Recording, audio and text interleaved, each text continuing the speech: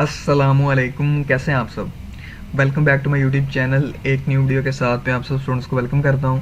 So guys, आज की इस वीडियो में हम लोग CS 610 कंप्यूटर नेटवर्क की असाइनमेंट नंबर 2 का सोल्यूशन देखेंगे, जो कि सेमेस्टर फाल 2020 के लिए हमारे LMS में अपलोड हो चुकी है। उसका सोल्यूशन लेके मैं आप सब दोस्तों के लिए हाजिर हो गया हूँ। तो उम्मीद करता हूँ कि आज की वीडियो आप लोगों को पसंद आएगी। सो गाइस, अगर आप लोगों की वीडियो अच्छी लगे तो प्लीज़ वीडियो को लाइक करना मत भूलिएगा और कमेंट सेक्शन में जाके बताइएगा कि वीडियो आप लोगों को कैसी लगी है। इसके अलावा जो स्टूडेंट्स मेरे चैनल पे न्यू हैं, जिन्होंने अभी तक मेरे चैनल को सब्सक्राइब नहीं किया, तो प्लीज़ आप लोगों से रिक्वेस्ट है कि मेरे चैनल को सब्सक्राइब कर लें। उसके बाद बेल आइकन को प्रेस कर देना, ताकि मेरी हर आने वाली जो लेटेस्ट वीडियो है उसकी नोटिफिकेशन आपको मिलती रहे और आप लोग सबसे पहले मेरी वीडियोज़ को एक्सेस कर सकें। तो चले आए गाइज, अब हम लोग अपने क्वेश्चन फाइल की तरफ चलते हैं।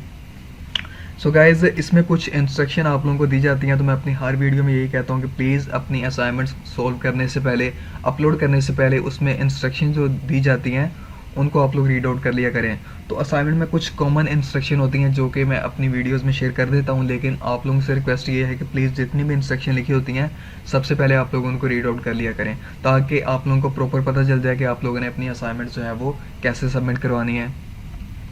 सो गाइज, यहाँ पे उन्होंने लिखा है कि आप लोगों को आपकी असाइनमेंट का कोई नंबर नहीं मिलेगा अगर आप लोगों ने अपनी असाइनमेंट ड्यू डेट के बाद सबमिट करवाई, या फिर रिक्वायर्ड फॉर्मेट जो कि MS वर्ड के 2 फॉर्मेट हैं, .doc या फिर .docx, ये दोनों एक्सटेंशन में आप लोग अपनी असाइनमेंट अपलोड कर सकते हो।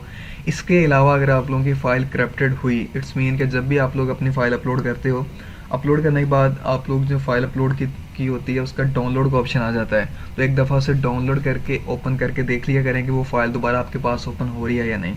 अगर वो फाइल आप लोगों के पास नहीं ओपन होती तो इट्स मीन कि वो फाइल करप्टेड है और आप लोगों को इसके 0 नंबर मिल सकते हैं।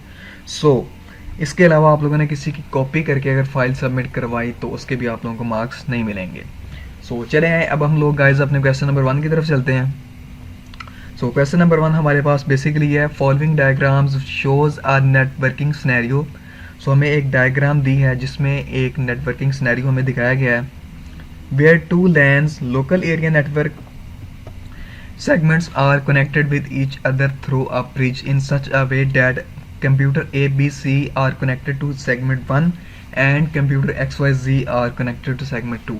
सो गाइज, यहाँ पे उन्होंने हमें एक डायग्राम शो करवाई है जो कि एक नेटवर्किंग जिसमें 2 लोकल नेटवर्क जो है वो आपस में कनेक्टेड हैं एक ब्रिज के साथ। यहाँ पे आप लोगों को अगर ग्रीन कलर का ये ब्लॉक सा देखें तो ये एक ब्रिज है जिसने 2 सेगमेंट, यहाँ पे लैन 1 और लैन 2, इट्स मीन के लोकल एरिया नेटवर्क 1 है ये, और ये लोकल एरिया नेटवर्क जो है वो हमारा 2 है। इसको सेगमेंट 1 उन्होंने नाम दिया है, जिसमें हमारे पास जो कंप्यूटर हैं वो ABC हैं, और सेगमेंट 2 में हमारे पास जो है वो XYZ कंप्यूटर हैं। ये जो है वो बेसिकली एक नेटवर्किंग सिनेरियो है। इस सिनेरियो को जो है वो आप लोगों ने मद्देनज़र रखते हुए अपना क्या कहते हैं उसे क्वेश्चन को सॉल्व करना है। अब हम लोग अपने क्वेश्चन की जो है वो रिक्वायरमेंट्स देख लेते हैं। गाइज, इन्होंने हमें जो है वो कहा है कि after carefully analyzing the above diagram you are required to fill the following table with specific information that the bridge will store in case of event mentioned in the following table। तो यहाँ पे कुछ events हमें बताए हैं। इसके अलावा guys segment 1 list और सेगमेंट 2 लिस्ट, तो जो ऊपर हमारे पास सेगमेंट थे उनकी लिस्ट हमें दी गई है। बेसिकली ये इवेंट्स जहाँ जहाँ पे अकर कर रहे हैं हम लोगों ने बताना है कि ये सेगमेंट 1 में हो रहा है या 2 में हो रहा है या वट एवर, आप लोगों ने जो है वो इसका आंसर देना है। गाइज, यहाँ पे जो है वो मैंने पिक्चर जो है वो स्लाइड में एक अलग तरफ रख ली है, ताकि हमें अपने इसको जो क्वेश्चन है टेबल को सॉल्व करने में मदद मिले। सबसे पहले हमारे पास जो है वो ब्रिज बूट्स हो रहा है। तो जब भी ब्रिज बूट्स होता है, आप लोग ये चीज़ जो है वो अपनी बुक में भी जाके देख सकते हैं कि सेगमेंट 1 में ना कोई कंप्यूटर जो है वो डाटा ट्रांसफ़र करता है और ना ही सेगमेंट 2 में, तो कोई जो है वो ट्रांसफ़र नहीं होगा। यहाँ पे जस्ट जो ब्रिज है वो बूट कर रहा है, तो इसलिए हमारे जो पास पहले टेबल में डैश डैश आएंगे। इसके बाद गाइज नेक्स्ट अब हम लोग जो है वो देखना है कि नेक्स्ट इवेंट हमारे पास कौन सा है। B sends data to Z। हम लोगों ने सबसे पहले देखना है कि B हमारे के सेगमेंट में है, तो B हमारे जो है वो सेगमेंट 1 में है जो कि डाटा Z को सेंड कर रहा है, तो Z हमारे पास जो है वो सेगमेंट 2 में है। इसलिए जो है वो यहाँ पे फर्स्ट ऑफ ऑल जब पहली दफ़ा जब डाटा ट्रांसफ़र होता है तो जो अब हमारे पास दो सेगमेंट है, तो पहला सेगमेंट से हम लोग जो है वो अपना डाटा ट्रांसफ़र कर रहे हैं, जिसमें बी जो है वो सेंड कर रहा है डाटा जी को। जी हमारे सेगमेंट 2 का कंप्यूटर है और बी जो है वो हमारे सेगमेंट 1 का। तो बेसिकली ये क्या करेगा कि ये डाटा जो है वो दूसरे सेगमेंट के ऊपर जो है वो ट्रांसफ़र करेगा। सो यहाँ पे डाटा कौन सेंड कर रहा है? हमारा सेगमेंट 1। सो अब हम लोग क्या करेंगे कि हमारे इस सेगमेंट 1 में टेबल में हम लोग बी लिख देंगे और यहाँ पे हम लोगों ने डैश लिख देना है, क्योंकि जी जो है वो कोई सेगमेंट जो है वो डाटा ट्रांसफ़र नहीं कर रहा, इसलिए हम लोगों ने अपनी सेगमेंट 1 लिस्ट में बी लिख दिया। अब हम लोगों ने देखना है कि कौन सी चीज़ क्या सेंड कर रही है। तो x जो है वो सेंड कर रहा है डाटा a को। तो x हमारे पास किस में है? सेगमेंट 2 में। अगर आप लोग देखें तो आप लोगों का जो कंप्यूटर है x वो सेगमेंट 2 है। सो x डाटा जो है वो ट्रांसफ़र कर रहा है, तो हम लोग x जो है वो अपने सेगमेंट 2 में लिखेंगे, क्योंकि x कंप्यूटर हमारे पास सेगमेंट 2 हमारे लैंड 2 में अवेलेबल है। सो ये b जो है वो एज इट इज़ आ जाएगा नीचे, और इसके बाद हम लोग अपने सेगमेंट जो 2 थी उस लिस्ट में हम लोगों ने x लिख देना है। इसके बाद गाइज अब हम लोगों ने देखना है कि हमारे पास नेक्स्ट इवेंट कौन सा है। नेक्स्ट इवेंट हमारे पास है जी सेंड डाटा टू सी। तो जी हमारे पास किस में है? सेगमेंट 2 में है। सो अब हम लोग क्या करेंगे कि अगेन ये बी सेम एज सेगमेंट 1 में आ जाएगा, और ये जी जो है वो हम लोग एक्स के आगे लगा देंगे, क्योंकि ये जी भी हमारे पास सेगमेंट 2 में है। तो ये जी भी हम लोगों ने सेगमेंट 2 में ऐड कर दिया। इसके बाद वाई ब्रॉडकास्ट हो रहा है, तो जब भी वाई ब्रॉडकास्ट कुछ चीज़ होती है तो वो जो है वो बेसिकली अपने जिस सेगमेंट में होता है उसी सेगमेंट में हम लोग उसे ऐड कर देते हैं। तो यहाँ पे भी y जो है वो हमारे पास सेगमेंट 2 में है, तो इसलिए हम लोगों ने y जो है वो x के बाद y ऐड कर दिया, और इसके बाद z है हमारे पास, तो x y z जो है वो बेसिकली यहाँ पे आ गया। सो हमारा जो सेगमेंट 1 था उसमें सारी चीज़ें जो हैं वो सेम वैसी भी नीचे आता रहा, और यहाँ पे जो हम लोगों ने जो है वो देखा कि किस जगह से जो है वो डाटा किस जगह पे ट्रांसफ़र हो रहा है, उस हिसाब से जो है हम लोगों ने अपना टेबल फिल आउट कर लिया है। तो आई होप कि आप लोगों को इसका कॉन्सेप्ट क्लियर हो गया होगा कि बेसिकली हम लोगों ने इसको सॉल्व कैसे किया है। इसके बाद गाइस हम लोग क्वेश्चन नंबर 2 की तरफ चलते हैं। बहुत ही आसान क्वेश्चन है। क्वेश्चन नंबर 2 हमारे पास है, you are required to convert the bit patterns given in the following table into their respective polynomial form. So हमारे पास जो है वो बिट पैटर्न दिया गया है, हम लोगों ने इसे पोलिनोमियल फॉर्म में जो है वो कन्वर्ट करना है। सो गाइस बहुत ही ज़्यादा आसान क्वेश्चन है। सो चलें अब हम लोग इसके सोल्यूशन की तरफ चलते हैं।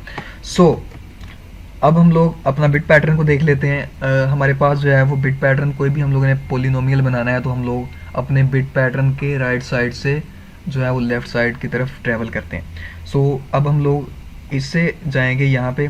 ये हमारे जो पहली होती है ये x0, ये x1, ये x2 और ये x3। ये x0 है फर्स्ट नंबर पे जो है। इसके बाद नेक्स्ट हमारे पास जो 0 है वो x1 है, और इसके बाद हमारे पास जो 0 है वो x2 है, और इसके बाद हमारे पास जो लास्ट में है वो x³ है।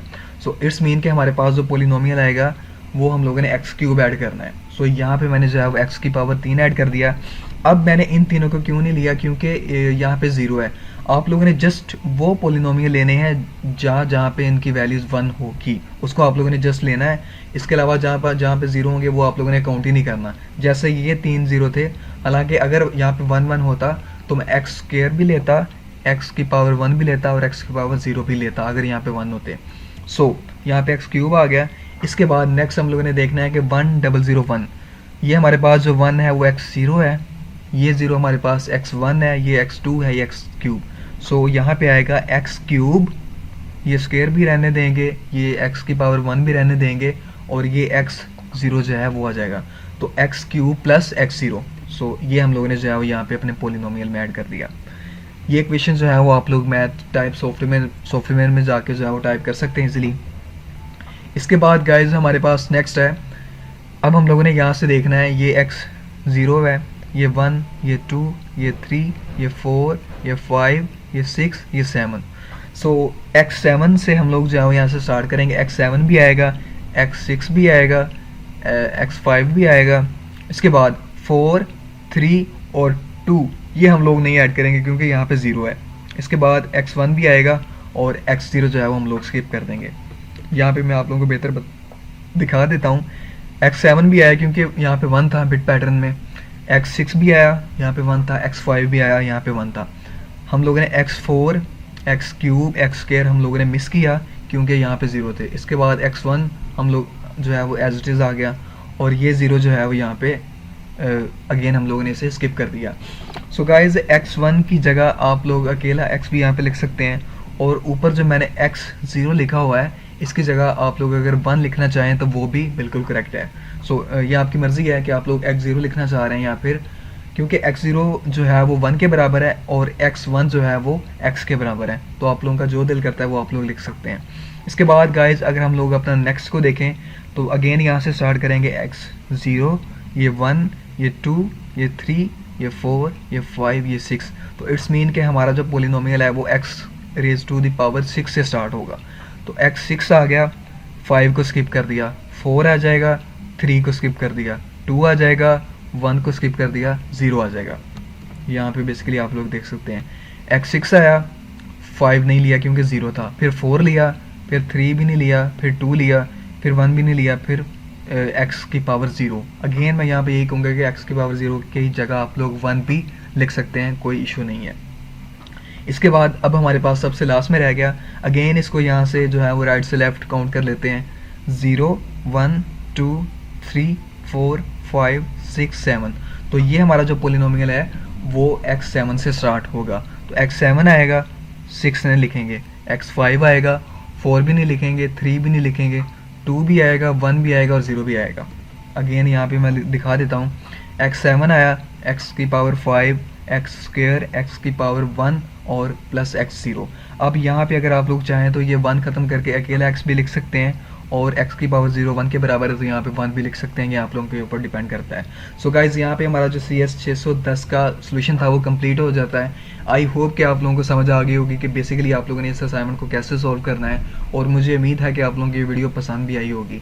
सो गाइज़ एक आप लोगों से रिक्वेस्ट ये है कि प्लीज़ मेरे ओवरऑल जितने भी सब्सक्राइबर हैं उनमें से जितने भी वीडियोज़ देखने वाले हैं जस्ट 17% लोग जो हैं उन्होंने मेरे चैनल को सब्सक्राइब किया, और बाकी कोई जो बंदा है वो उस चैनल को सब्सक्राइब नहीं करता। तो प्लीज़ आप लोगों से रिक्वेस्ट है कि चैनल को सब्सक्राइब कर दें और वीडियो को लाइक करना मत भूलिएगा, और कमेंट सेक्शन में जाके बताइएगा कि वीडियो आप लोगों को कैसी लगी है। अपना बहुत सारा ख्याल रखिएगा और दुआओं में याद रखिएगा। अल्लाह हाफिज़।